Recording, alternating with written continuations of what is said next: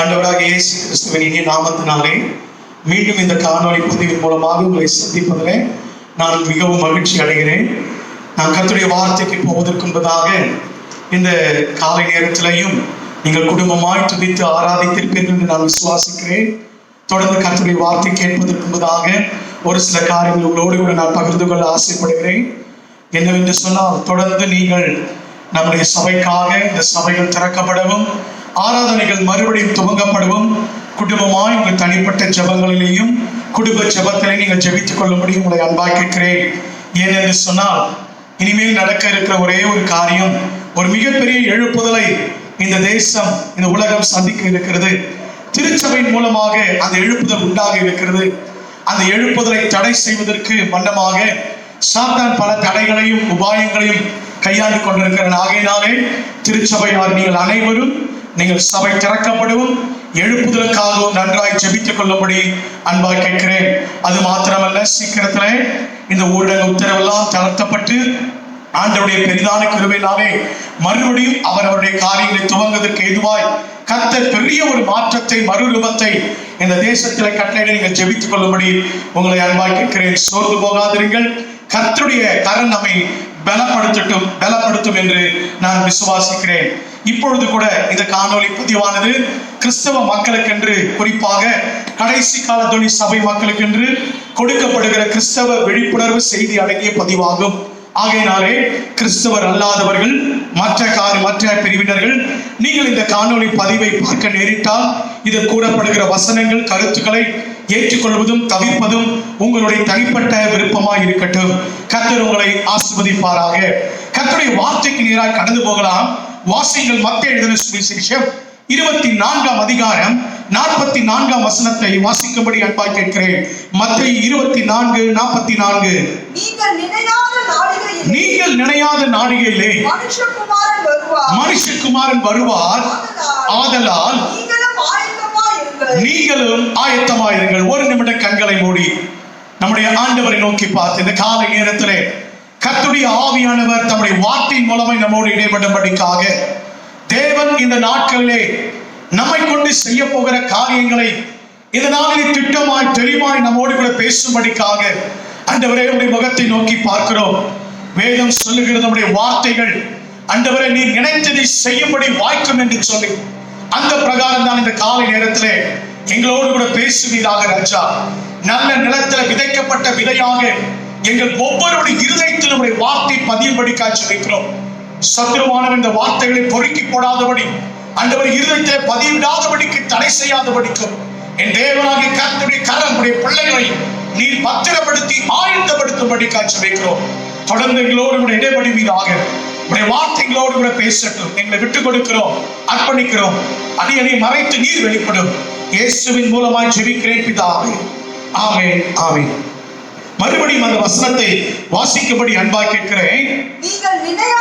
நீங்கள் நினையாத நாழிகையிலே மனுஷகுமாரன் வருவார். ஆதலால் நீங்களும் ஆயத்தமாயிருங்கள். நன்றாய் கவனிங்கள்.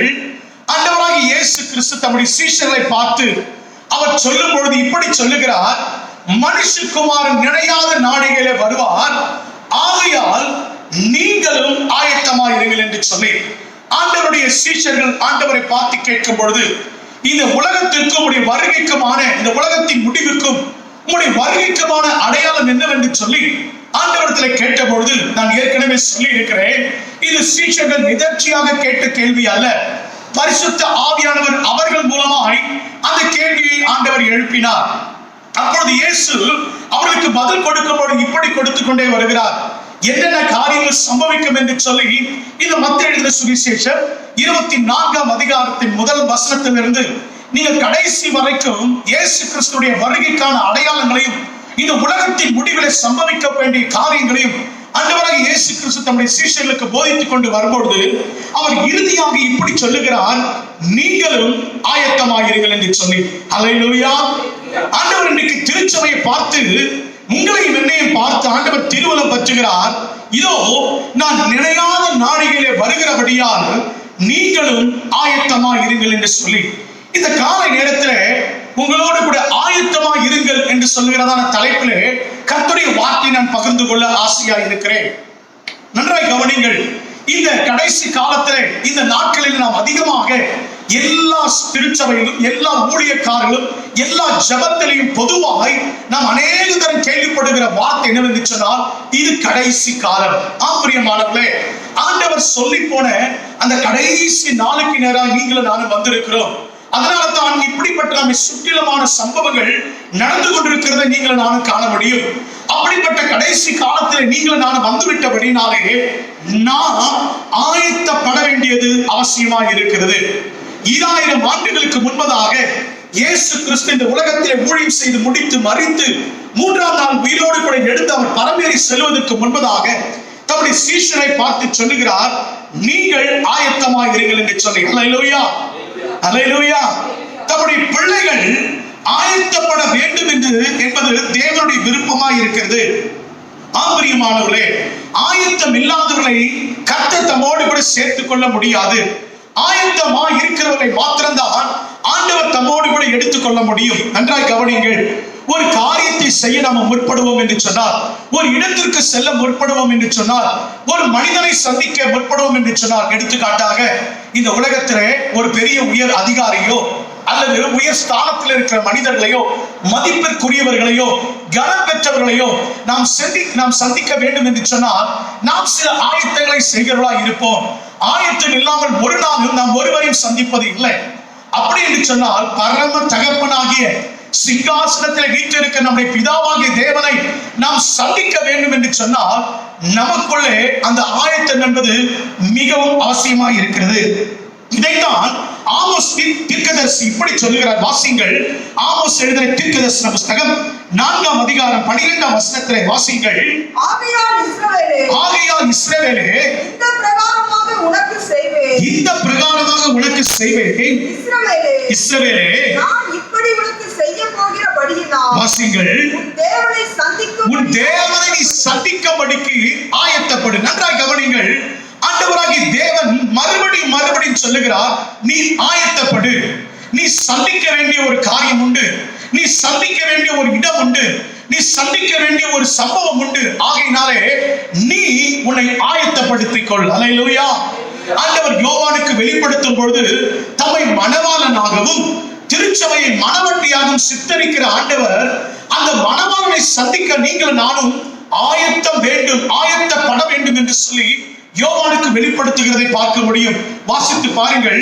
வெளிப்படுத்தின விசேஷம் 19ஆம் அதிகாரம் 7ஆம் வசனம் இப்படியாய் சொல்லுகிறது. வெளிப்படுத்தின விசேஷம் 19:7. நாம் சந்தோஷப்பட்டு களி கூர்ந்து அவருக்கு துதி செலுத்த கடவோம். இந்த கடைசி காலம் எதை காண்பிக்கிறது? ஆட்டுக்குட்டியானவருடைய கல்யாணம் வந்தது.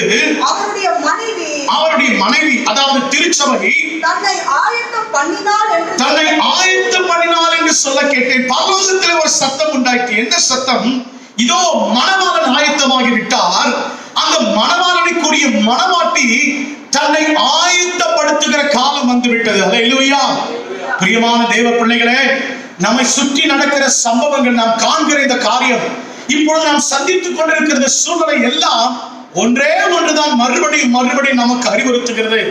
மணவாளன் வருவதற்கு ஆயத்தமாகிவிட்டார். அல்லேலூயா. அந்த மணவாளனை சந்திக்க இந்த பூமியில இருக்கிற திருச்சபையாகி நீங்களும் நானும் ஆயத்தமா என்பதை மாத்திரம் சற்று நாம் ஆராய்ந்து பார்க்க வேண்டும். பிரியமான கர்த்தருடைய பிள்ளைகளே, இந்த காலை நேரத்திலே நம்மை சற்று நிதானித்து பார்க்க வேண்டிய இடத்துக்கு நேராய் வந்துவிட்டோம். இனி காலம் செல்லாது. 2000 ஆண்டுகள் இதைதானே சொல்லிக் கொண்டிருக்கிறார்கள், இயேசு வருகிறார் என்று சொல்லி. ஆனால் நாம் பார்க்கிற சம்பவங்கள் நமக்கு நினைப்பூட்டுகிற காரியம் ஒன்றுதான். இதோ காலம் சமீபமாயிற்று. அல்லேலூயா, அல்லேலூயா. அந்த மணவாளனை சந்திக்கும்படிக்கு நீங்கள் நானும் ஆயத்தமாக வேண்டும். திருச்சபை என்பது மணவாட்டிக்கு ஒப்பனையாக குறிப்பிடப்பட்டிருக்கிறது. நான் அடிக்கடி சபையிலே செய்தியில சொல்லுகிற ஒரு காரியம், ஒரு மணவாளனுக்கு, இந்த உலக பிரகாரமான ஒரு மனிதனுக்கு, ஒரு புருஷனுக்கு அல்லது ஒரு மனிதனுக்கு அவனுக்கென்று ஒரு மணவாட்டியை தெரிந்தெடுத்து நியமிப்பார்கள் என்று சொன்னால், அந்த திருமண நாள் வரும்பொழுது அந்த மணப்பெண் மணப்பெண்ணை சாதாரணமாக கொண்டு போய் இடத்திலே கொண்டு போக மாட்டார்கள். ஒரு திருமணம் நடக்கிறது என்று வைத்துக் கொள்வோம். அந்த திருமணத்துக்கு சாதாரணமாக மணப்பெண்ணை கொண்டு போக மாட்டார்கள். நன்றாய் கவனிங்க. இன்றைக்கு உலகத்துல நடக்கிற காரியங்களை நம்ம பார்க்கிறோம். கல்யாணம் நடக்க போகுதுன்னா அதுக்கு முன்னாடி ஒரு வாரத்துக்கு முன்னாடி என்ன பண்ண ஆரம்பிச்சுறாங்க? இன்னைக்கு பெண் பிள்ளைகளே ஆயத்தம் பண்ண ஆரம்பிச்சுறாங்க. எல்லா விதத்திலும் ஆயத்தம் பண்ணுகிறாங்க. ஏன்? அது மிகவும் முக்கியமான ஒரு தருணம், மிகவும் முக்கியமான ஒரு காரியம். தன்னுடைய வாழ்க்கை துணையை சந்திக்க போகிற ஒரு நேரம். அந்த நேரத்திலே மணவாட்டி எப்படி இருக்கணும்? ஆயத்தமாய், அலங்கரிக்கப்பட்டவளாய், தன்னை முழுவதுமாய் ஆயத்தமாக்கி கொண்டவளாய் மணவாளனை சந்திக்க இன்றைக்கு புறப்படுகிறார்கள். உலக பிரகாரமான ஒரு மனிதனை, உலக பிரகாரமான ஒரு துணையை தெரிந்தெடுக்கும் பொழுது இத்தனை ஆயத்தம் வேண்டும் என்று சொன்னார். எனக்கு அன்பான தேவ ஜனமே, நம்மை கூட்டி சேர்க்கும்படி ஆண்டவர் வரப்போகிறார். அவரை சந்திப்பதற்கு எத்தனை ஆயத்தம் நமக்குள்ள வேண்டும்.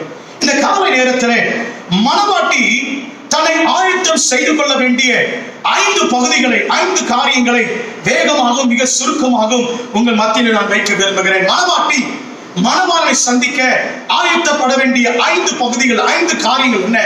இந்த உலகத்தில் இருக்கிறதான மணவாட்டியாகி நீங்களும் நானும், திருச்சபை என்று சொன்னால், மணவாட்டி என்று சொன்னால் நாம் யாரை என்று நினைத்துக் கொள்ள வேண்டாம். இன்னைக்கு அநேக திருச்சபை என்று சொன்னாலே கட்டடத்தை தான் நினைவு கூறுகிறோம். திருச்சபை சொன்னா அது அங்க இருக்கு, தூரத்துல இருக்கு, அதுதான் மணவாட்டி என்று நினைத்துக் கொள்கிறோம். ஆனால் அப்போஸ்தலனாகிய பவுல் சொல்லும் பொழுது சொல்லுகிறார், நீங்களே அந்த ஆலயம் என்று சொல்லி. இந்த மணவாட்டி 5 விதங்களிலே தன்னை ஆயத்தப்படுத்திக் கொள்ள வேண்டும். 5 காரியங்களிலே தன்னை ஆயத்தமாய் வைத்துக் கொள்ள வேண்டும். இந்த காலை நேரத்தில் அதை தான் நாம் தியானிக்க போகிறோம். முதலாவதாக, முதல் காரியம், மணவாளனை சந்திப்பதற்கு மணவாட்டி ஆயத்தப்பட வேண்டிய முதல் காரியம், முதல் பகுதி எது? வாசிக்கலாம். சங்கீதங்களின் புஸ்தகம் 108ஆம் சங்கீதம் 1ஆம் வசனத்தை வாசிக்கும்படி அன்பாய் கேட்கிறேன். தேவனே, என் இருதயம் ஆயத்தமாய் இருக்கிறது. நன்றாய் கவனிங்கள். சங்கீதக்காரன் இங்கே சொல்லுகிறான், தேவனே, என் இருதயம் ஆயத்தமாய் இருக்கிறது. நான் ஆயத்தமாய் இருக்கிறேன். எதற்காக? தொடர்ந்து வாசிங்கள். நான் பாடி கீர்த்தனம் பண்ணுவேன். அல்லேலூயா.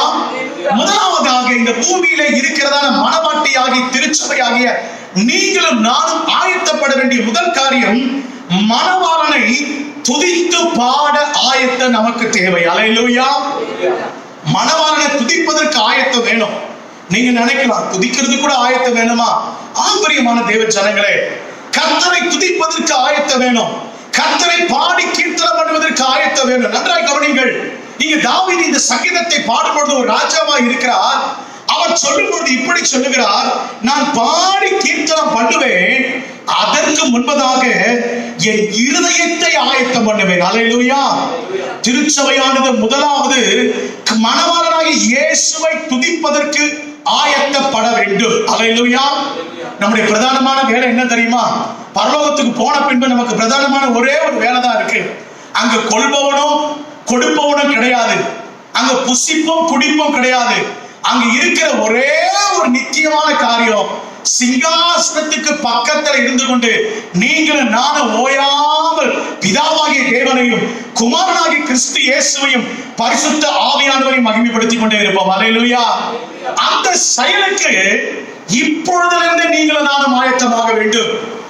பாருங்க, பரலோகத்துல 3 கூட்டம் இருக்கிறதா? வெளிப்படுத்தின விசேஷத்தை நாம் வாசிக்கிறோம். பரலோகத்துல 3 விதமான கூட்டத்தாரை யோவானுக்கு ஆண்டவர் வெளிப்படுத்துகிறார். அதுல நீங்களும் நானும் எங்க இருக்கிறோம் தெரியுமா? வாசிங்கள. வெளிப்படுத்தின விசேஷம் 7ஆம் அதிகாரம் 9-10 வசனங்களை வாசிக்கும்படி அன்பாய் கேட்கிறேன். இவைகளுக்கு பின்பு நான் பார்த்தபொழுது இதோ சகல ஜாதிகளிலும் கோத்திரங்களிலும் ஜனங்களிலும் பாஷைக்காரரிலும் ஒருவரும் எண்ணக்கூடாததுமான திரளான கூட்டமாகிய ஜனங்கள், நீங்கள் நானும் தான் வெள்ளை அங்கி தரித்தவர்களாய் தங்கள் கரங்களிலே குருத்தோலைகளை பிடித்துக் கொண்டு சிங்காசனத்துக்கு முன்பாகவும் ஆட்டுக்குட்டியானவருக்கு முன்பாக, பிதாவாகிய தேவனுக்கு முன்பும் குமாரனாகிய கிறிஸ்து இயேசுவுக்கு முன்பாகவும், வாசிங்க, தொடர்ந்து வாசிங்க, நிற்க கண்டேன். அவர்கள் மகா சத்தமிட்டு 12ஆம் வசனத்தை வாசிங்க. ஆமென். அவர்கள் மகா சத்தமிட்டு சொல்லுகிற காரியம் என்ன தெரியுமா? எங்கள் தேவனுக்கு துதியும் மகிமையும் ஞானமும் ஸ்தோத்திரமும் கனமும் வல்லமையும் பலனும் சதா காலங்களிலும் உண்டாவதாக என்று சொல்லி துதித்தார்களாம். அல்லேலூயா. பரலோகத்துல சிங்காசனத்துக்கு பக்கத்துல நிற்கிற கூட்டம் தான் சபையாகிய நீங்களும் நானும். அங்க நம்ம இருக்கிற ஒரே வேலை என்னன்னா, கர்த்தரை துதித்துக் கொண்டு எப்பொழுது இடைவிடாமல் கர்த்தரை துதிப்போமா. அந்த பரலோகத்துக்கு சென்று அந்த வேலையை செய்யணும்னா இந்த பூமியில் அதற்கு நமக்கு ஆயத்தம் வேணும். அல்லேலூயா. சபை முதலாவது கர்த்தரை துதிப்பதற்கு தன்னை ஆயத்தப்படுத்தணும். கர்த்தரை எப்பொழுது கீர்த்தனை பண்ண, கர்த்தரை எப்போது ஸ்தோத்தரிப்பதற்கு ஆயத்தமாக இருக்கிறோம். பிரியமான கர்த்தருடைய பிள்ளைகளே, இன்னைக்கு சபை கர்த்தரை துதிக்கவும் கர்த்தரை ஸ்தோத்தரிக்கவும் மறந்து விட்டது. கர்த்தரை உயர்த்துவதற்கு மறந்து விட்டது. கர்த்தருக்கு செலுத்த வேண்டிய கனத்தையும் மகிமையும் இன்றைக்கு வேற எதற்கோ சபை செலுத்திக் கொண்டிருக்கிறது. ஆனால் சங்கீதக்காரன் சொல்லும் பொழுது, நான் ஆயத்தமாகி காத்திருப்பேன். எதற்காக தெரியுமா? நான் கர்த்தரை பாடி கீர்த்தனம் பண்ணுவேன் என்று சொல்கிறான். பிரியமான கர்த்தருடைய பிள்ளைகளை, இன்னைக்கு ஆண்டவர் ரொம்ப வேதனைப்படுறார். இன்னைக்கு சபையில நடக்கிற ஆராதனைகள், சபையில ஏறெடுக்கப்படுகிற துதிகளை பார்த்து ஆண்டவர் ரொம்ப வேதனைப்படுகிறார். பாருங்க, அது இப்பத்திலே மாத்திரம் இல்ல, ஆதி காலத்திலிருந்து நடக்கிற ஒரு காரியம். எசேக்கியேலை ஆண்டவர் ஆலயத்தின் நடுவே கொண்டு போய் காண்பிக்கிறார். பார், எனக்கு அருவருப்பான காரியங்கள் இந்த ஜனங்கள் செய்கிறதை பார் என்று சொல்லி.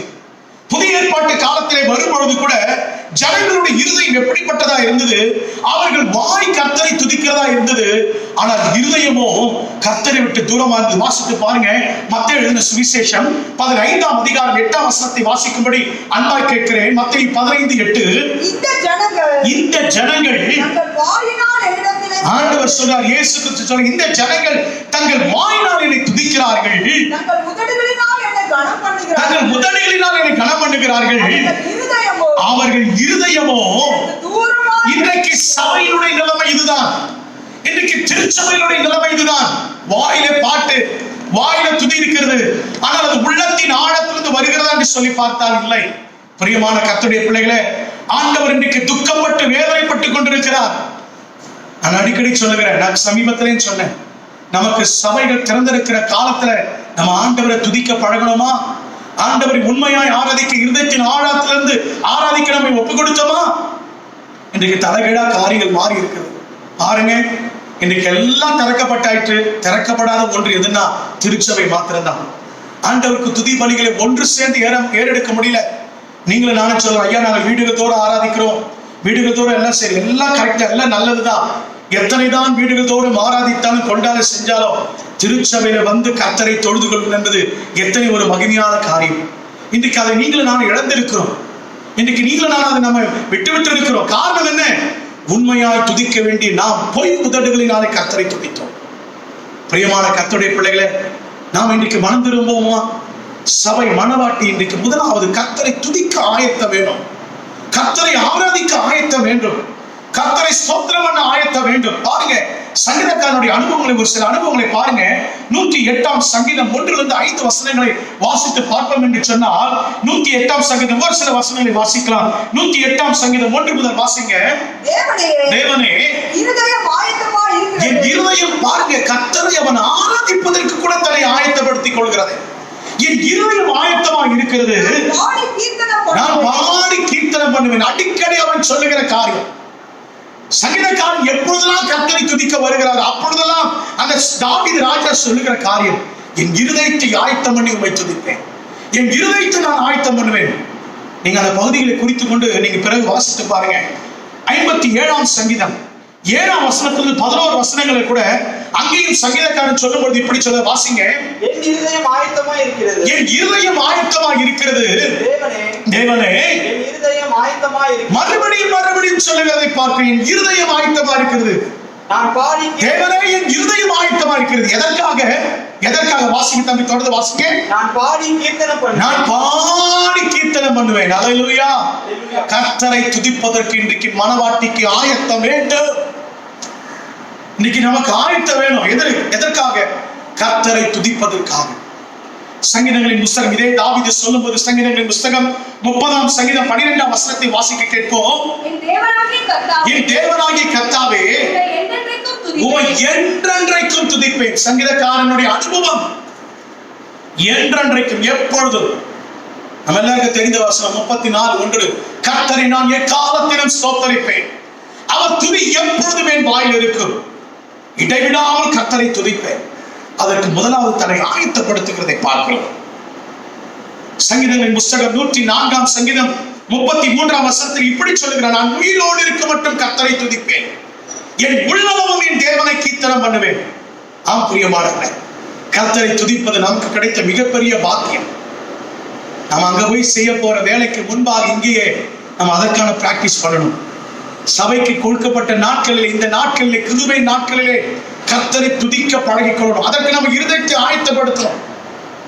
தனி ஜபமானாலும் குடும்ப ஜபமானாலும் கர்த்தரை துதிக்க நம்ம பழகிக்கொள்ள வேண்டும். பாருங்க, சங்கீதங்களின் புஸ்தகம் 138 சங்கீதம் 1 வசனத்துல தாவீது சொல்லும்போது இப்படி சொல்கிறார். வாசிங்க, 138:1. உம்மையின் முழு இதயத்தோடும் துதிப்பேன், உம்மையின் முழு இருதயத்தோடும் துதிப்பேன், தேவர்களுக்கு முன்பாக உம்மை கீர்த்தனம் பண்ணுவேன். எல்லாருக்கும் முன்பாக உம்மை கீர்த்தனம் பண்ணுவேன். உம்மை எத்தனை ஒரு பெரிய அனுபவம் பாருங்க, எத்தனை ஒரு பெரிய வாஞ்சை பாருங்க. அது மாத்திரமல்ல, சங்கீதங்களின் புஸ்தகம் 145 சங்கீதம் முழுவதும் இந்த கர்த்தரை துதிப்பதற்காகவே தாவீது எழுதியிருக்கிற சங்கீதம். நீங்கள் நேரம் கிடைக்கும் வேணா 145 சங்கீதம் முழுவதுமாய் நீங்கள் வீடுகளில் தனித்திருக்கும் போது ஒரு ஜெப நேரங்களில் வாசித்து பாருங்க. கர்த்தரை துதிப்பதற்கு தன்னை எப்படி ஆயத்தப்படுத்துகிறாங்க. பழைய ஏற்பாட்டு காலத்திலே மாத்திரமல்ல, அப்போஸ்தலனாகிய பவுல் எழுதுகிறதை பாருங்கள். எபேசியருக்கு எழுதின நிருபம் 5 அதிகாரம் 18 20 வசனங்களிலே பவுல் இப்படி சொல்கிறார். வாசிங்கள், துன்மார்க்கத்துக்கு ஏதுவான மதுபானத்தினால் வெறி கொள்ளாமல், சபையை பார்த்து பவுல் சொல்லுகிறார், எபேசு சபையை பார்த்து சொல்கிறார், ஆவியினாலே நிறைந்து சங்கீதங்களினாலும் கீர்த்தனைகளினாலும் ஞான பாட்டுகளினாலும் புத்தி சொல்லுவதற்கு கூட சங்கீதங்களினாலும் ஞான பாட்டுகளினாலும் நம்மை ஆயத்தம் பண்ணி கொள்ள வேண்டுமா? பாருங்க, எத்தனை ஒரு அருமையான அனுபவம் இல்லைங்களா? பிரியமான கர்த்தருடைய பிள்ளைகளை, இன்னைக்கு அநேக சபைகள், இன்னைக்கு சபைகள் கர்த்தரை துதிப்பதை, கர்த்தருக்கு மகிமை கொண்டு சேர்ப்பதை மறந்துவிட்டது.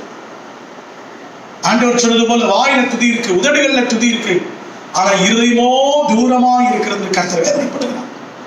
மனவாட்டியாக திருச்சபை முதலாவது எதற்கு ஆயத்தப்படணும்னா கர்த்தரை துதிப்பதற்கு தன்னை ஆயத்தப்படுத்தணும். இரண்டாவதாக எதில் ஆயத்த வேண்டும், எந்த காரியத்தில் ஆயத்த வேண்டும்? வாசிக்கலாம். சங்கீதங்களின் புஸ்தகம் 5 சங்கீதம் 2-3 வசனங்களை வாசிக்க கேட்போம். நான் உம்மிடத்தில் விண்ணப்பம் பண்ணுவேன், என் ராஜாவே, என் தேவனே, என் வேண்டுதலின் சத்தத்தை கேட்டருளும். அல்லேலூயா, அல்லேலூயா. எல்லாம் கரங்களை வைத்து சொல்லும் அல்லேலூயா. இரண்டாவதாக மனவாட்டிக்கு எதிரே ஆயத்த வேண்டும் என்று சொன்னால் கர்த்தருடைய சத்தத்தை கேட்பதிலே ஆயத்த வேண்டும். ஆமென், அல்லேலூயா. கர்த்தருடைய சத்தத்தை கேட்பதில் என்ன வேணும்? ஆயத்த வேணும். ஏன்னா இதை சொல்லுகிறேன்னு சொன்னா, இன்னைக்கு மனவாட்டியாகி திருச்சபை ஆண்டவருடைய சத்தத்தை கேட்பதை விட்டுச்சு. இன்னும் கொஞ்சம் சொல்லணும்னு சொன்னா, ஆண்டவர் சத்தத்தை தவிர இன்னைக்கு மற்ற சத்தம்லாம் சொல்ல கேட்குது. இன்னைக்கு சபைக்குள்ள பாருங்க, ஆரவாரம் இருக்கு, ஆர்ப்பாட்டம் இருக்கு. துதிக்கிறோன்ற பேர்ல ஆரவாரமோ ஆர்ப்பாட்டமோ களியாட்டங்கள் இருக்கிறது. ஆனால் கர்த்தரின் சத்தத்தை நிதானித்து அறிய வேண்டிய திருச்சபை அதை மறந்து விட்டது என்று சொல்வேன். பிரியமான கர்த்தருடைய பிள்ளைகளே, இரண்டாவது, நாம் கர்த்தருடைய சத்தத்தை கேட்க நாம் ஆயத்தம் உள்ளவர்களாக இருக்க வேண்டும். பிரியமான கர்த்தருடைய பிள்ளைகளே, ஆயத்தமா இல்லை என்று சொன்னால் மணவாளன் வரும்பொழுது அந்த சத்தத்தையும் அந்த வாசனையும் நீங்கள் நான் அறியாதபடினாலே நாம் அவரோடு கூட போக முடியாது என்று வேதம் சொல்கிறேன். உதாரணத்துக்கு சொல்ல வேண்டும் என்று சொன்னால், அழகாய் முந்தின பாட்டின் புஸ்தகத்திலே அழகாய் இந்த சூரவெற்றியால் இதை குறித்து பாடுகிறார். நல்லா பாருங்க, அவர் சொல்லும் பொழுது இப்படி சொல்லுகிறார். முதலாவது வாசிங்க, உன்னத பாட்டின் புஸ்தகம் 2 அதிகாரம் 8 வசனத்தையும் 5 அதிகாரம் 2 வசனத்தை 2 வசனங்களை வாசிக்க கேட்போம். இது என் நேசருடைய சத்தம், இது என் நேசருடைய சத்தம், இதோ அவர் மலைகள் மேல் குதித்தும், அவர் மலைகளின் மேல் குதித்தும், மேடுகள் மேல் துள்ளியும் வருகிறார். மேடுகள் மேல் துள்ளி வருகிறார். பாருங்க, இந்த மணவாட்டியாகிய சூரவெற்றியாளுக்கு மணவாளனாகிய நேசகுமாரனுடைய சத்தத்தை நன்றாய் அறிந்திருந்தார். நான் அடிக்கடி வேடிக்கை சொல்லுகிற காரியம், திருமணமான பொழுதுல புதுசா கல்யாணமானவங்க பாருங்க, கணவன் வேலையை முடிச்சுட்டு வீட்டுக்கு வருவாருன்னா வீட்டுல இருந்து கொஞ்சம் தூரத்துக்கு முன்னாடி கணவன் வருகிறதா வண்டி சத்தத்தை வச்சு மனவாட்டியாகி அந்த மனைவி என்ன பண்ணுவாங்கன்னா தன் கணவர் வந்துட்டாரு அப்படின்னு சொல்லி அறிவாங்க அந்த சத்தத்தை வைத்து. ஆனா நாட்கள் ஆயிட்டதுன்னா, சில வருஷங்கள் உருண்டோடிச்சுன்னா, காலங்கள் உருண்டோடிச்சுன்னா, மணவாளன் வந்து புருஷன் வந்து கதவை தட்டினாலும் யாரோ தட்டுறது போல இருக்கும். கதவை ஏமா லேட்டா திறக்கிற, ஏமா இவ்வளவு நேரம் திறக்க லேட் ஆயிட்டு, நான் யாரோ தட்டுறாங்கன்னு நினைச்சேங்க. காரணம் என்ன? மணவாளனுடைய வாசனையும் மணவாளுடைய சத்தத்தையும் மறந்து போயிட்டாங்க. இன்னைக்கு திருச்சபையுடைய நிலைமை அதுதான். இன்னைக்கு திருச்சபையாக உங்களுடைய என்னுடைய நிலைமை அதுதான். ஆரம்ப காலகட்டத்தில் நல்ல நேசருடைய சத்தத்தை கேட்க ஆயத்தம். காலை மாலை மத்தியான வேலை அந்தி சந்தி மத்தியான வேலையில போயிட்டு ஆண்டவருடைய பாதத்தில் உட்கார்ந்து அவருடைய சத்தத்தை கேட்டோம். ஒரு நாள் ஆண்டவர் வருகிறாருடைய சத்தம் நமக்கு நல்லா கேட்டது. ஆனால் இன்றைக்கு சபை அதை இழந்து விட்டது. பிரியமான கர்த்தருடைய பிள்ளைகளே, நீங்க பாருங்க, இங்க சூலமித்தியாருடைய அனுபவத்தை பாருங்க. அவர் மலை மேலும் மேடுகள் மேலும் துள்ளி குதித்து வருகிறார். இது என் நேசருடைய சத்தம் என்பதை அறிந்திருந்தார். 5ஆம் அதிகாரம் 2ஆம் வசனத்தை வாசிக்க கேட்போம். நான் நித்திரை பண்ணினேன், என் இருதயமோ விழித்திருந்தது. கதவை தட்டுகிற என் நேசருடைய சத்தத்தை பாருங்க. சரீர நித்திரையா இருக்கு. இப்ப இவங்க முழித்தில்ல, சரீரத்துல முழித்துக் கொண்டில்ல, விழித்துக் கொண்டில்ல. நல்லா கவனிங்க, சரீர நித்திரையா இருக்கு. ஆனா அவருடைய இருதயம் எதை கேட்கிறதுனா, நேசர் வந்து கதவை தட்டுகிற சத்தத்தை கேட்டாலும். அல்லேலூயா. இந்த சத்தம் தான் இன்னைக்கு சபைக்கு தேவை. நம்முடைய சரீரம் பற்பல வேலைகளில் இருந்தாலும், நம்முடைய சரீரம் இந்த உலக பிரகாரமான காரியங்களில் இருந்தாலும், நம்முடைய சரீரம் அலுவல்களிலே இருந்தாலும், குடும்பத்தின் காரியங்களிலே இருந்தாலும், அல்லது பயணத்திலே இருந்தாலும் சரி, நம்முடைய ஆவி எப்பொழுது எப்படி இருக்கணும் தெரியுமா? நேசருடைய சத்தத்தை கேட்கிறதா இருக்கணும். நல்லா கவனிங்க. ஒரு காலத்துல துள்ளி குதித்து வருகிற சத்தத்தையும், நித்திரையா இருந்த பொழுதும் நேசருடைய சத்தத்தை தட்டுகிற சத்தத்தை கேட்ட சூலமித்தியாருடைய நிலை எப்படி மாறிட்டு தெரியுமா? ஒரு நாள்ல அவளுக்குள்ள பெருமை, அவளுக்குள்ள உலகத்தின் காரியமும் வந்த பொழுது பாருங்க, ஒரு நாள் அவன் ஒன்றுமில்லாத இருக்கிறார். தன் சகோதரனாலே தன் குடும்பத்தினராலே அவள் புறக்கணிக்கப்பட்ட சூழ்நிலையில நேசருடைய சத்தத்தை கேட்டான். ஆனா அவளுக்குள்ள செல்வம் வந்தது, செருக்கு வந்தது, அவளுக்குள்ள செழிப்பு வந்த போது கூடவே பெருமையும் வந்துவிட்டது. பாருங்க, இப்பொழுது அந்த சூலமித்தியாருடைய நிலையை பாருங்க. 5ஆம் அதிகாரம் 3ஆம் வசனத்தை வாசிக்க கேட்போம். என் வஸ்திரத்தை கழற்றி போட்டு, பாருங்க, நேசருடைய சத்தத்தை, கதவு தட்டுகிற சத்தத்தை கேட்கிறா. ஆனா அவன் என்ன சொல்றா பாருங்க, என் வஸ்திரத்தை நான் களைந்து போட்டு விட்டு நான் எப்படி அதை திரும்பவும் உடுப்பேன். ஒரு நாள் நேசர் வருவாரா, என் மணவாளனை தேடி வரமாட்டார் என்று சொல்லி அவருடைய சத்தத்தை எதிர்பார்த்து காத்துக் கொண்டிருந்த சூலமித்தியா மணவாட்டியாகிய திருச்சபை. இப்பொழுது நேசர் வந்து கதவை தட்டுறாரு. இப்ப சாக்கு போக்கு சொல்ல ஆரம்பிச்சுட்டான். சபை இன்னைக்கு சாக்கு போக்கு சொல்ல ஆரம்பிட்டு, இன்னைக்கு நம்ம எத்தனை பேர் நம்ம உதட்டுல சொல்றோம் மாறானாதா வாரும் என்று சொல்லி, ஆனா எத்தனை பேர் நேசருடைய சத்தத்தை கேட்டு ஆயத்தமா இருக்கிறோம்? நம்ம இருதயம் இன்னைக்கு எத்தனை பேருக்கு ஆயத்தமா இருக்கிறது கர்த்தரை சந்திக்க? கேட்டு பாருங்க. இன்னும் கொஞ்சம் காலம் கழிச்சு வந்தா நல்லாதான் இருக்கும். முடிக்க வேண்டிய காரியம், நிறைவேற்ற வேண்டிய காரியம் நிறைய இருக்குது. நம்முடைய வாய் சொல்லுகிறது மாறானாதா வாரும் என்று, நம்முடைய இருதயம் சொல்லுது இன்னும் கொஞ்சம் காலத்துக்கு பிறகு வாங்க வேண்டும். இந்த சூலமித்தியாருடைய நிலையை பாருங்க. முதலாவது நேசருடைய சத்தத்தை நன்கு அறிந்திருந்தான். ஆனா இப்பொழுது காரணம் சொல்ல ஆரம்பிக்கிறார். முடிவு என்ன தெரியுமா? நேசருடைய சத்தத்தை கேட்கும் கதவை திறக்காதபடினால அவருடைய முடிவு என்ன தெரியுமா? வாசித்து பாருங்க. அதே 5ஆம் அதிகாரம், உன்னத பாட்டின் புஸ்தகம் 5ஆம் அதிகாரம் 6ஆம் வசனத்தை வாசிக்க கேட்போம். என் நேசருக்கு இப்பொழுது கதவை திறந்த நேரம் ஆயிட்டு, நாட்கள் ஆயிட்டு, காலம் தள்ளி போயிட்டு, இப்பொழுது என் கதவை திறந்து என் நேசரோ அங்கே இல்லை. பிரியமான கர்த்தருடைய பிள்ளைகளே, கர்த்தருடைய சத்தம் ஒரு தடவை தான் கேட்கும். எக்கால சத்தம் ஒரு தடவை தான் கேட்கும். ஆயத்தமா இருக்கிறவர்கள் அவரோடு செல்லுவார்கள், ஆயத்தம் இல்லாதவர்கள் கைவிடப்படுவார்கள். இப்பொழுது தேடி பார்க்கிற, அங்கங்க ஓடுறா. ஆனா நேசர் இப்பொழுது அங்க இல்லை. அவர் போயிட்டார், மணவாளன் போயிட்டார். இப்பொழுது அவர் ரொம்ப வேதனைப்படுறார். அதற்கு பிறகு நடக்கிற சம்பவம் அந்த அதிகாரத்துல வாசிச்சு பாருங்க. அவர் துஷ்டமான மனிதனுடைய கைகளில் அகப்படுகிறார். அவளை அடிக்கிறார்கள், காயப்படுத்துகிறார்கள். அவள் அழுகிறார், மனவேதனை அடைகிறார். ஐயோ, என் நேசரை நான் சத்தத்தை கேட்டும் நான் விட்டு விட்டேன் என்று சொல்லி கேட்டு திறக்காதவளுக்கு அந்த நிலைமைன்னு சொன்னா, பிரியமான கர்த்தருடைய பிள்ளைகளே, இன்னைக்கு நம்முடைய காதுகள் அடைபட்டு இருக்கிறது. உலகத்தின் லௌகிக காரியத்தினால நேசருடைய சத்தத்தை அறிய முடியாதபடி அடைபட்டு கிடக்கிறது. இன்னைக்கு நம்முடைய காதுகள் திறக்கப்படணும், நம்முடைய இருதயம் திறக்கப்படணும். நேசரின் சத்தத்தை கேட்க சபை எப்பொழுதும் ஆயத்தமா இருக்க வேண்டும். பாருங்க, ஆண்டவர் இஸ்ரவேல் ஜனங்களை வழிநடத்தி வரும்பொழுது ஆண்டவருடைய விருப்பம் ஜனங்களோட எல்லாரோட பேசணும்னு சொல்லிதான். ஆனா ஜனங்கள் தேவ சத்தத்தை கேட்க ஆயத்தமா இல்ல. ஜனங்கள் மோசையை பார்த்து சொல்றாங்க, மோசே, தேவ சத்தத்தை கேட்க எங்களால முடியாது, நாங்கள் ஆயத்தமா இல்ல. ஏன் கேட்க முடியாது? ஏன் மோசனால மட்டும் முடிந்தது? ஆயத்தம் இல்ல, பரிசுத்தம் இல்ல. அவர் மோசையை பார்த்து சொல்றாங்க, நீர் போவோம், நீர் போய் எங்களுக்காக ஆண்டவருடைய சத்தத்தை கேளும் என்று சொல்லி. பிரியமான கர்த்தருடைய பிள்ளைகளே, இன்னைக்கு சபையினுடைய அநேக சபையினுடைய நிலைமை இப்படித்தான் இருக்கிறது. நேசருடைய சத்தத்தை கேட்க ஆயத்தம் இல்லை. நேசருடைய சத்தத்தை கேட்க நம்மை விட்டுக் கொடுப்போமா? ஆயத்தமாவோமா? அப்பொழுதுதான் மணவாளன் வரும்போது நம்முடைய இருதயத்தை திறந்து அந்த சத்தத்தை கேட்டு அவரோடு கூட செல்லுவோம். சங்கீதங்களின் புஸ்தகம் 130 சங்கீதம் 5-6 வசனங்களிலே தாவீது இப்படி சொல்லுகிறார். சங்கீதம் 130 சங்கீதம் 5-6 வசனங்களை வாசிக்க கேட்போம். கர்த்தருக்கு காத்திருக்கிறேன், என் ஆத்துமா காத்திருக்கிறது, அவருடைய வார்த்தையை நம்பி இருக்கிற, சத்தமாகிய வார்த்தையை நம்பி இருக்கிறேன். எப்பொழுது விடியும் என்று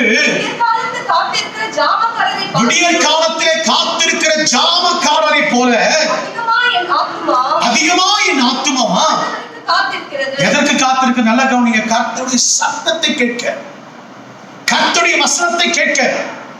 இன்னைக்கு ஒவ்வொரு நாள் காலையில கர்த்தருடைய வசனத்தை தியானிக்கிறோமா? கர்த்தர் பேசும்படி வசனத்துக்கு ஒப்பு கொடுக்கிறோமா? யோசிச்சு பாருங்க.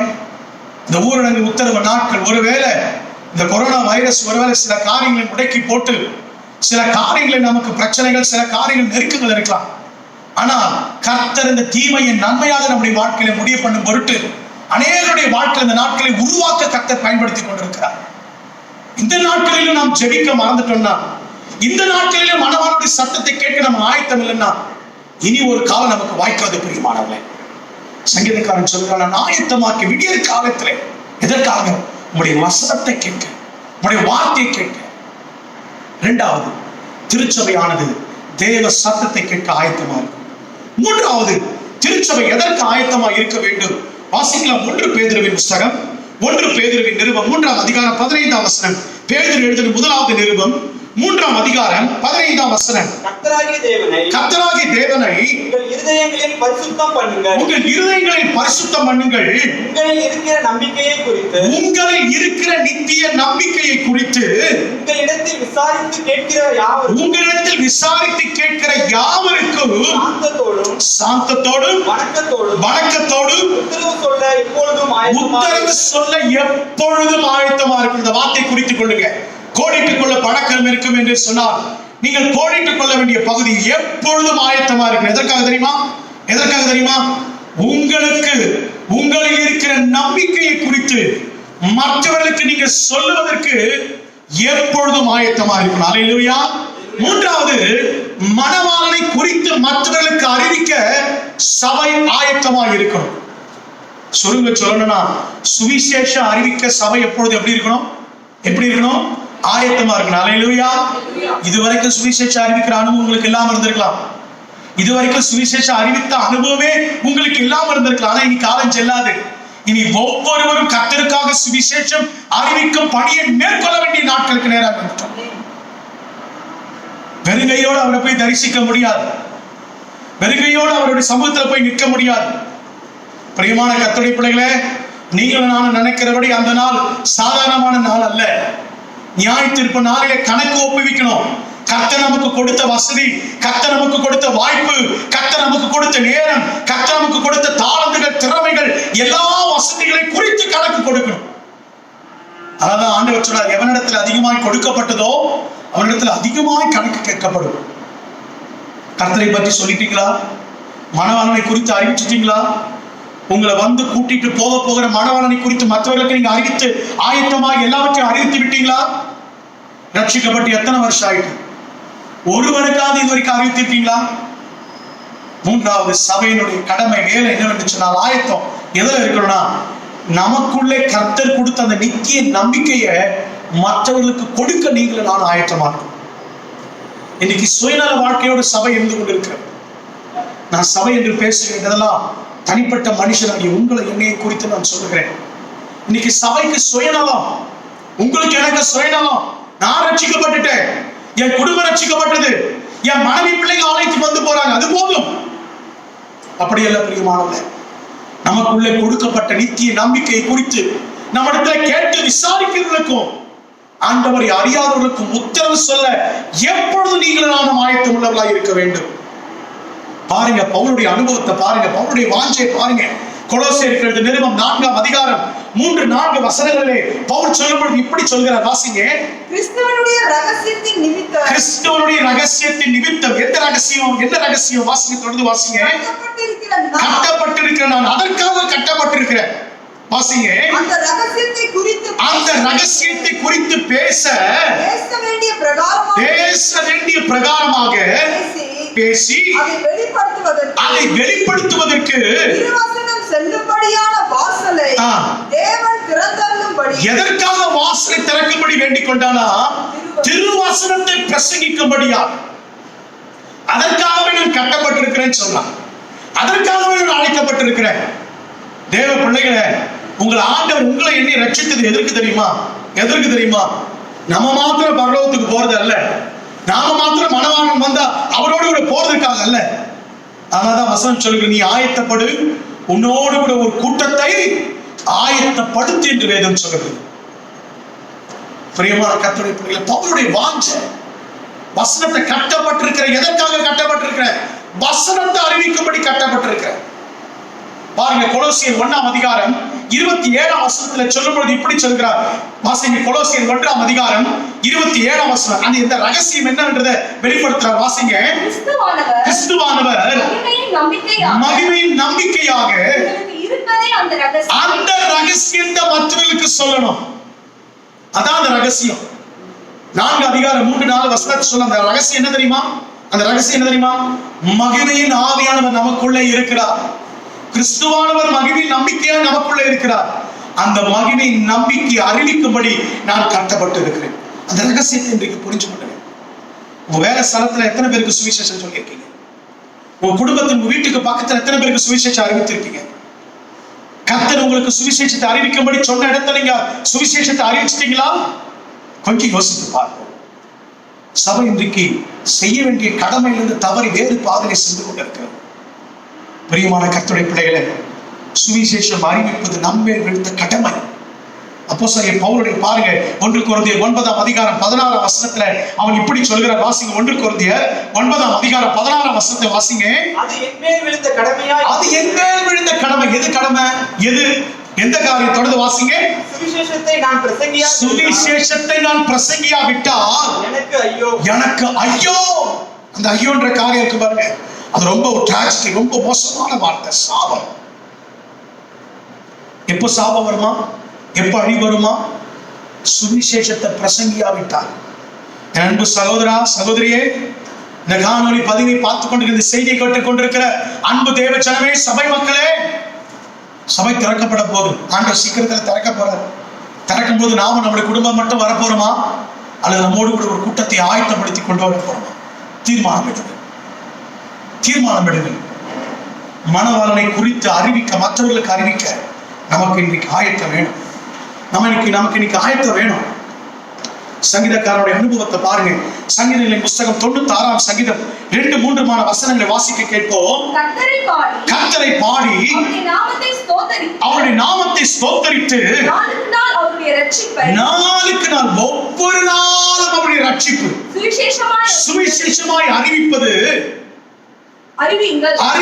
கவனிங்க, ஒவ்வொரு நாளும் நாளுக்கு நாள் அவருடைய சுவிசேஷத்தை அறிவிக்கணும். அது நம்ம விழுத்த கடமை, அது நமக்கு கொடுத்த காரியமா இருக்கிறது. தேவனுடைய இயக்கம் அதுதான் பிரியமானது. கர்த்தருடைய இயக்கம் அதுதான். இன்னைக்கு ஆண்டவராகிய தேவன் இயேசு கிறிஸ்துவை மிகப்பெரிய உள்ளத்துல இயக்க முடிவதா இருக்கார். 138 கோடி ஜனங்கள் உள்ள இந்த இந்திய தேசத்துல எத்தனை சதவீதம் ஆண்டவரை அறிந்திருக்கிறார்? எத்தனை பேர் சபைக்கு செல்கிறார்?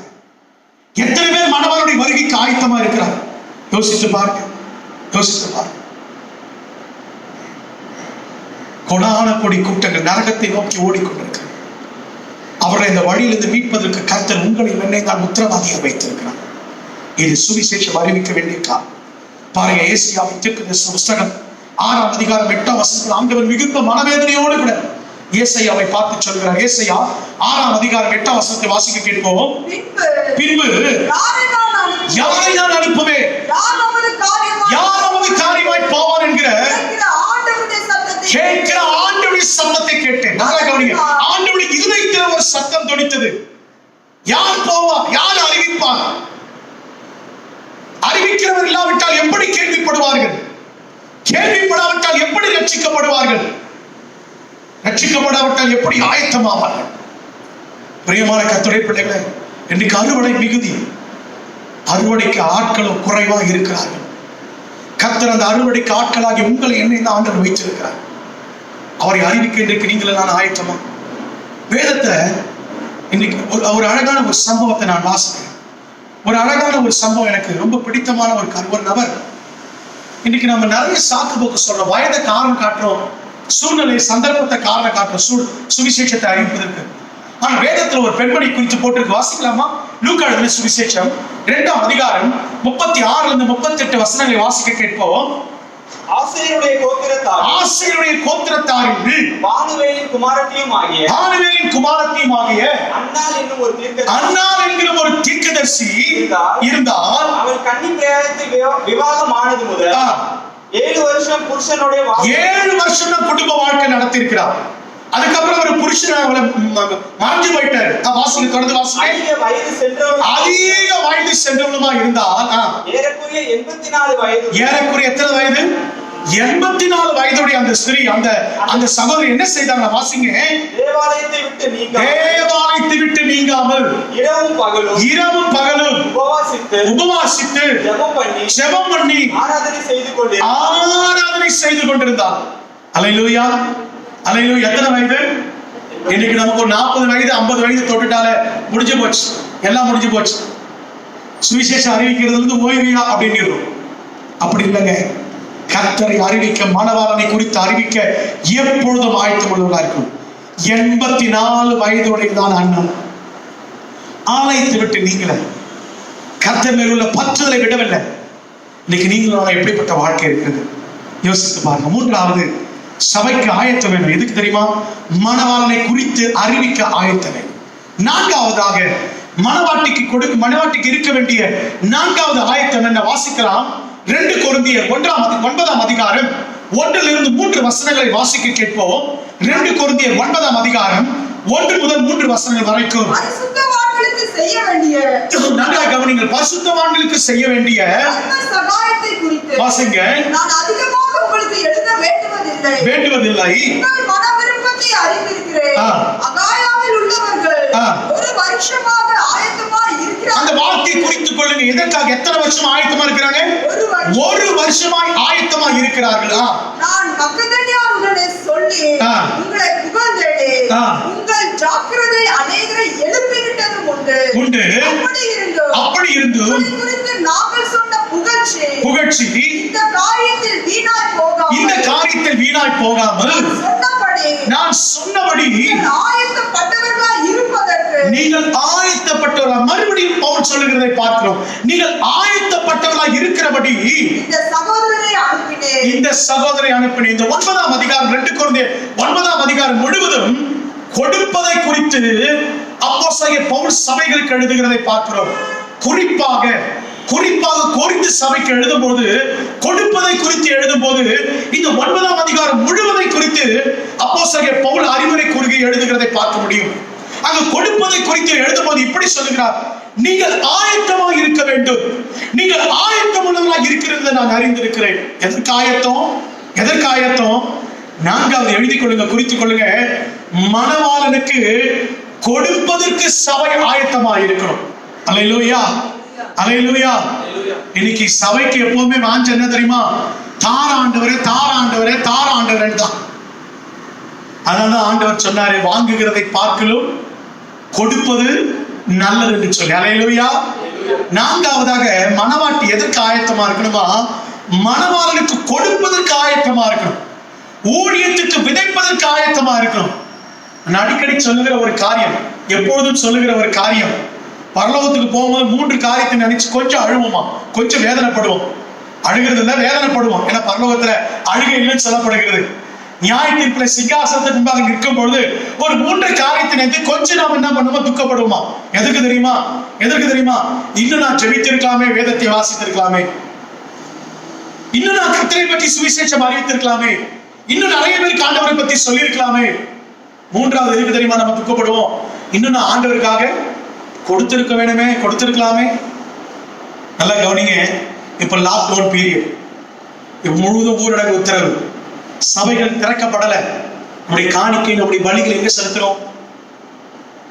கொஞ்சம் யோசித்து பாருங்க. நம்முடைய காணிக்கை ஆண்டுக்கு படைக்க முடியுதா? படைக்கிறதுக்கு எவ்வளவு சிரமப்படுறோம். சபை திறந்த இந்த நாட்களில் உண்மை முத்தயமா கர்த்தருக்கு கொடுத்தோமா? நம்முடைய இருதயத்தில் வாஞ்சின் மிகுதினால கொடுத்தோமா? நீங்க நல்லா கவனிங்க. ஆயத்தத்துக்கும் கொடுப்பதற்கு என்னங்க சம்பந்தம் இருக்கு நீங்க கேட்கலாம். ஒரு சில வசனத்தை தாவீதுடைய வாழ்க்கையிலிருந்து நான் உங்களுக்கு கற்றுக் கொடுக்கிறேன். 1 நாளாகமத்தின் புத்தகம் 29ஆம் அதிகாரம் 2-3 வசனங்களை வாசிக்க கேட்போம். 1 நாளாகமம் 29 2-3 வசனங்களை வாசிக்க கேட்போம். நான் என்னாலே இயன்ற மட்டும் என் தேவனுடைய ஆலயத்திற்கென்று பொன்வேலைக்கு பொன்னையும் வெள்ளி வேலைக்கு வெள்ளியையும் வாசிக்க தொடர்ந்து வாசிக்க வெள்ளியையும் வெண்கல வேலைக்கு வெண்கலத்தையும் இரும்பு வேலைக்கு இரும்பையும் மரத்தையும் பதிக்கப்படத்தக்க காந்தியுள்ள கற்களையும் பலவர்ண கற்களையும் விலையேறப்பெற்ற சகலவிதமான ரத்தின கற்களையும் வெண்கற்பாலங்களையும் கோமேதகு முதலான கற்களையும் ஏராளமாக சவதரித்தேன். எதற்காக? தனக்கு அரண்மனை கட்டவா? தனக்கு ராஜ்யத்தை கட்டவா? இல்ல, கர்த்தருடைய ஆலயத்தை கட்டும்படிக்காக. இன்னைக்கு நாம எதுக்கு பிரயாசப்படுறோம்? இன்னைக்கு நம்முடைய பிரயாசம் எதற்கு இருக்குது? கொஞ்சம் யோசிப்பேன். ஏன் ஆசீர்வாதம் இல்லைன்றதுக்கு கொஞ்சம் விளக்கம் கொடுக்கிறேன்.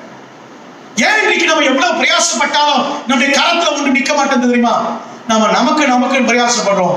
கர்த்தர் கரத்துல வர்றதை ஊதி போடுறாரு. நம்ம கரத்துல இருக்கிறது இல்ல. இன்னும் வறுமை வேதனையில வாடிக்கொண்டிருக்கிறோம். ஆனா கர்த்தருடைய ஊழியத்துக்கு பிரயாசப்பட்டு பாருங்க, கர்த்தருடைய காரியத்துக்கு பிரயாசப்பட்டு பாருங்க, கர்த்தர் நம்முடைய காரியத்தை கட்டி எழுப்புவார். அல்லேலூயா, அல்லேலூயா. இவ்வளவு காரியத்தை சவதரித்து வைத்த தாவீது திருப்தி அடையல. இவ்வளவு காரியத்தை கர்த்தருக்கு கொடுத்த தாவீது, இன்னைக்கு நாம என்ன நினைக்கிறோம் தெரியுமா? ஒரு காரியத்தை கர்த்தருக்கு கொடுத்துட்டோம்னா, ஒரு காணிக்கையோ ஒரு பொருத்துறையோ கர்த்தருக்கு செலுத்திட்டோம்னா, அப்பாடா முடிஞ்சு போச்சு எல்லாம். அதையே நம்ம பல வருஷம் சொல்லிட்டு இருப்போம். நான் கொடுத்துட்டேன். ஆனா தாவீதுடைய வார்த்தை கவனிங்க. இவ்வளவு சவதரித்து வைத்தாலும் அடுத்த வசனத்தை வாசிங்க தம்பி. 3ஆம் வசனத்தை வாசிங்க. இன்னும் என் தேவனுடைய ஆலயத்தின் மேல் நான் வைத்திருக்கிற வாஞ்சையினால் பரிசுத்த ஆலயத்திற்காக நான் சவதரித்த அனைத்தையும் மாத்திரமல்ல, எனக்கு சொந்தமான பொன்னையும். யாருக்கு சொந்தமானது? கர்த்தருக்காக தேடி வச்சது மாத்திரமல்ல, எனக்காக ஒரு சில காரியங்கள் வைத்திருந்த பாருங்க, எனக்காக சிலதை கொண்டு வச்சிருந்த பாருங்க, கர்த்தர் எனக்காக சிலதை கொடுத்தார் பாருங்க, அதையும் கர்த்தருக்காக வாஞ்சை மிகுதினால கொடுக்கிறேன். அல்லேலூயா, அல்லேலூயா. கொடுப்பது என்பது மிகப்பெரிய ஒரு பாக்கியமான செயல். இன்னைக்கு மணவாளனுக்கு எதை கொடுக்க போறீங்க? இன்னைக்கு மணவாளனுக்கு எதை கொடுத்தா அது நமக்கு சமமாகும்? யோசித்து பாருங்க. கர்த்தருடைய பிரியமான தேவச்சனமே, அப்போஸ்தலர் பவுல் கொரிந்தியருக்கு எழுதும்போது சொன்னீங்க, தான தர்மம் பண்ணுவதிலே, தர்ம காரியம் சகாயம் செய்கிறதுல நீங்கள் ஒரு நாளும் சோர்ந்து போகக்கூடாது. பாருங்க, அதே அதிகாரத்துல பவுல் சொல்லும் பொழுது 4ஆம் வசனத்தை வாசிங்க. 2 கொரிந்தியர் 9ஆம் அதிகாரம் 4ஆம் வசனத்தை வாசிக்க கேட்போம். மக்கெதோனியர் என்னோட கூட வந்து உங்களை ஆயத்தப்படாதவர்களாக கண்டார். எதற்கு ஆயத்தப்படாதவர்கள் தெரியுமா? கொடுக்கிறதுலே ஆயத்தப்படாதவர்களை கண்டார். நான் விரும்புகிற காரியம் ஒன்றே ஒன்றுதான். நம்முடைய திருச்சபை எப்பொழுதும் கர்த்தருடைய ஊழியத்துக்கு கொடுக்கிறதா இருக்கும். கர்த்தருக்கு முதன்மையானதை செலுத்துவதற்காக ஆயத்தம் உள்ளவர்களாக இருக்கணும். அப்படி ஆயத்தப்படாதவர்களாய் கண்டால் வாசிங்க, இவ்வளவு நிச்சயமாய் உங்களை புகழ்ந்ததற்காக வாசிங்க, தொடர்ந்து வாசிங்க. நாங்கள் சொல்லாமல் நாங்களே வெட்கப்பட வேண்டியதா இருக்கும். பவுல் பாருங்க எவ்வளவு ஒரு வேதனையினால சொல்லுகிறார் பாருங்க. நீங்க ஆயத்தம் உள்ளவர்களா இருக்கணும். எதுக்கு தெரியுமா? கர்த்தருடைய ஊழியத்துக்கு விதைக்கிறதுக்கா. அப்படி விதைச்சவங்களுக்கு ஆண்டவர் என்ன கொடுக்கிறது தெரியுமா? வாசித்து பாருங்க. 6, 7 வசனங்களை வாசித்து பாருங்க. இன்னும் நான் சொல்லுகிறது என்னவெனில், சிறுக விதைக்கிறவன் சிறுக அறுப்பான், பெருக விதைக்கிறவன் பெருக அறுப்பான். நம்முடைய இருதயத்துல ஆத்துமாவிலிருந்து விதைக்கணும். நம்முடைய வாழ்ச்சியின் மிகுதினால விதைக்கணும். நான் இன்னும் கர்த்தருக்காக என்ன செய்வேன்? நான் கர்த்தருக்காக இன்னும் செய்வேன். கர்த்தருக்காக கொடுத்தவங்களுடைய வாழ்க்கை இந்த ஊரடங்கு உத்தரவிலே செழிப்பா ஆசீர்வாதமா கர்த்தர் அற்புதமா நடத்துவார். ஆனா யாரெல்லாம் கர்த்தருக்கு கொடுக்க மனதில்லாத இருந்தாங்களோ கொஞ்சம் யோசித்து பாருங்க. இப்பொழுது அவருடைய சூழ்நிலை. பிரியமான கர்த்தருடைய பிள்ளைகளை, கர்த்தருக்கு கொடுத்து ஒருவரும் தரித்திரர் ஆனது என்று வேதம் சொல்லுவோம். கர்த்தருக்கு விதைத்து ஒருவரும் தரித்திரர் ஆனது. 10ஆம் வசனத்தை வாசிக்கும்படி என்பார் கேட்கிறேன். விதைக்கிறவனுக்கு விதை, யார் விதைக்கிறார்கள் அவர்களுக்கு விதையையும் புசிக்கிறதுக்கு ஆகாரத்தை கொடுக்கிறவர் உங்களுக்கு விதையை அளித்து அதில் பெருக பண்ணி உங்கள் நீரின் விளைச்சலை வர்த்திக்க பண்ணுவார். எப்போது வர்த்திக்க பண்ணுவார் தெரியுமா? நீங்க கர்த்தருடைய ஊழியத்துக்கு விதைக்க உங்கள் மனப்பூர்வமாக இப்ப கொடுக்க போறோம். மனதின் ஆழத்திலிருந்து விதைக்கிறேன். மனதில் எனக்கு என்ன இருக்குது, நான் கொடுத்துட்டா நான் என்ன பண்ணுவேன், நான் எப்படி நடத்துவேன்? இல்லைங்க, கர்த்தர் மேல உங்க விசுவாசத்தை நம்பிக்கை வைத்து பாருங்க.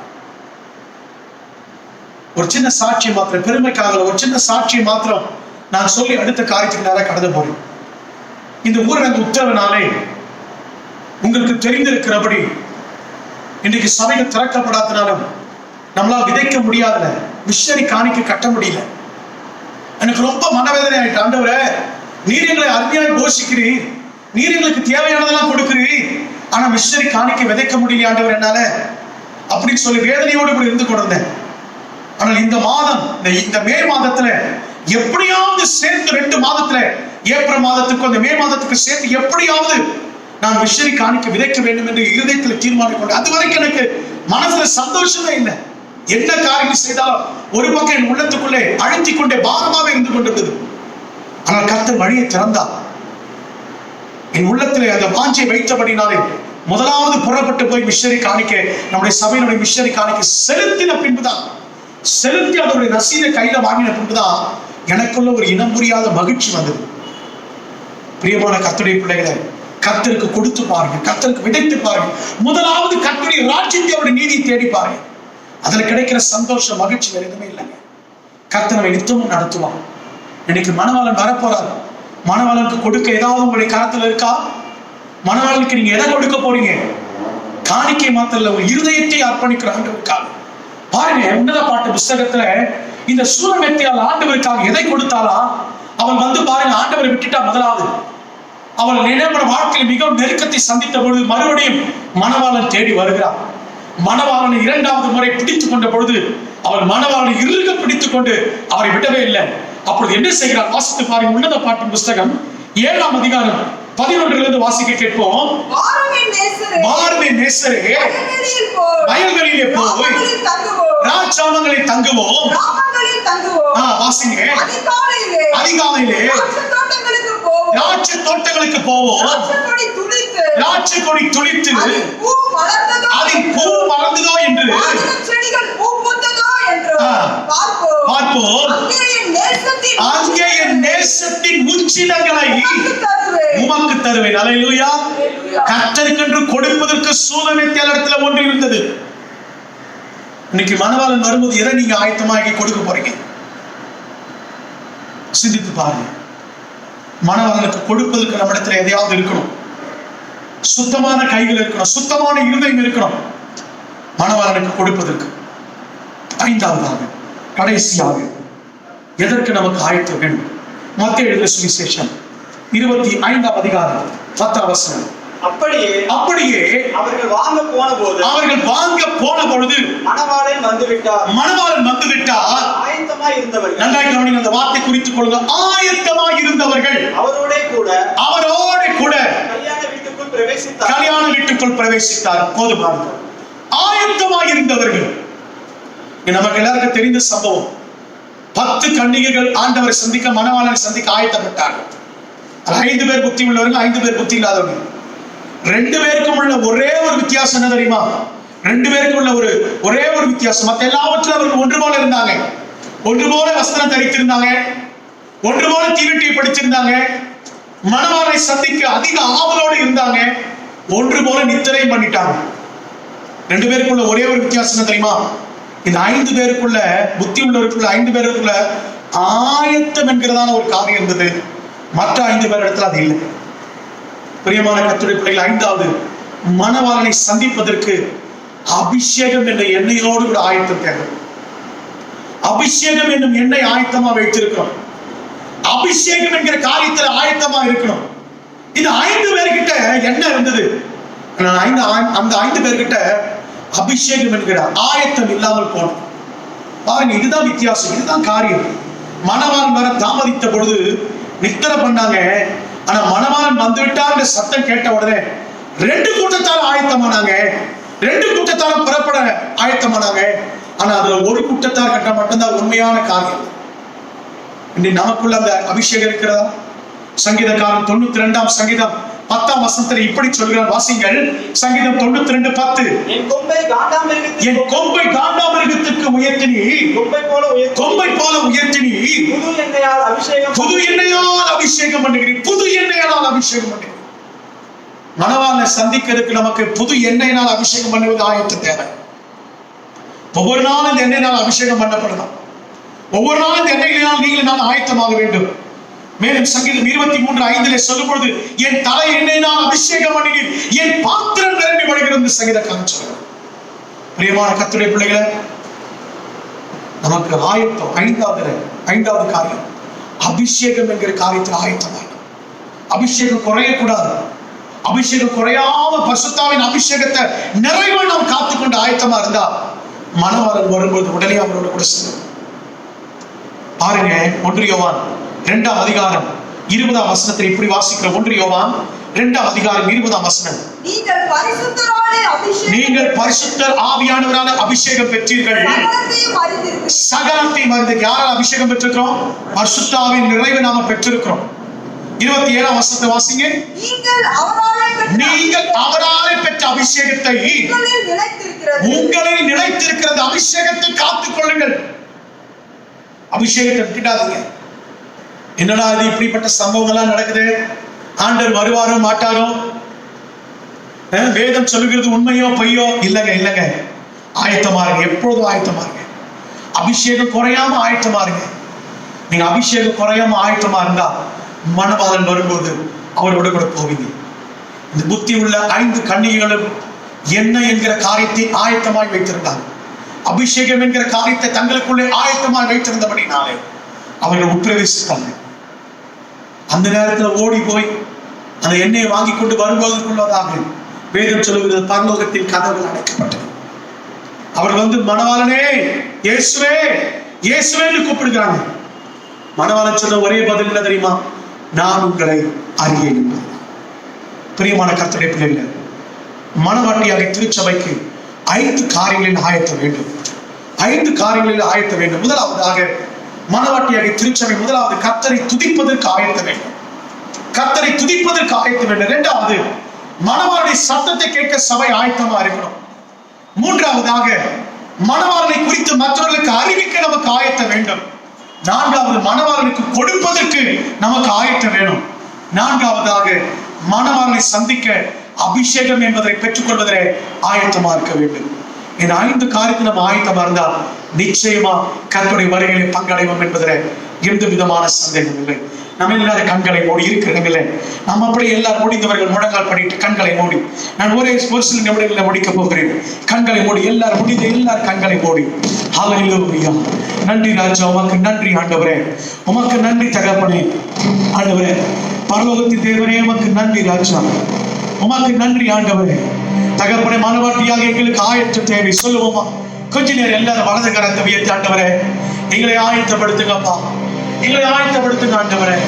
ஹல்லேலூயா. உமக்கு நன்றி ராஜா.